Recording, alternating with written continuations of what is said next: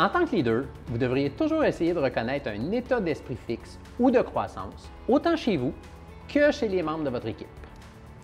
Portez attention aux phrases comme « Je ne suis pas intelligent »,« Je ne peux pas faire mieux que ça »,« Je n'aime pas les défis »,« Je ne suis pas bon pour faire du marchandisage »,« Je me trompe souvent à la caisse quand il y a beaucoup de clients. Je ne suis pas fait pour ça. » Je n'aime pas faire les transferts, c'est trop compliqué.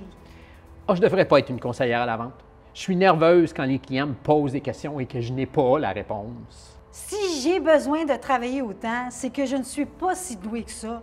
Je ne suis pas faite pour être gestionnaire. C'est inutile de continuer. Je ne comprends rien. Je n'y arriverai jamais. Il est important de noter que l'état d'esprit fixe n'est pas un état permanent.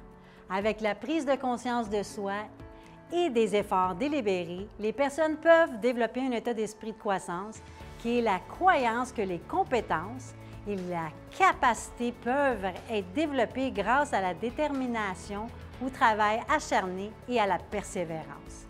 Développer un état d'esprit de croissance permet aux leaders d'accepter les défis, d'apprendre de ses échecs et de s'améliorer continuellement.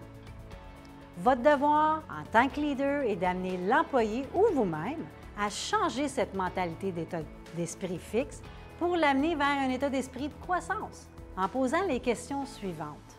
Qu'ai-je à ou que puis-je apprendre de cette expérience? Comment puis-je l'utiliser comme base de croissance? Un esprit de croissance ressemblerait alors plus à « je peux devenir meilleur avec des efforts ». J'ai échoué, donc j'ai besoin de trouver une autre manière de faire. J'aime quand il y a beaucoup de clients à la caisse. C'est pour moi un défi de les servir le plus rapidement et efficacement possible. Je suis bonne à faire le marchandisage et je vais partager mes connaissances avec les autres tout en étant patient. J'aime faire les transferts et je veux partager mes connaissances avec mes collègues. J'aime quand les clients me posent des questions et si je n'ai pas la réponse, je m'informe. Je donne le meilleur de moi-même en tant que conseillère à la vente. Je ne comprends pas encore et je vais tout faire pour comprendre bientôt. Je veux montrer l'exemple à mes employés. C'est difficile, mais je vais persévérer. Je peux toujours m'améliorer. Je crois en moi et je vais continuer à essayer et à utiliser toutes les ressources à ma disposition. Adopter un état d'esprit de croissance permet aux leaders et aux employés d'accepter les défis, d'apprendre de ses échecs et de s'améliorer continuellement.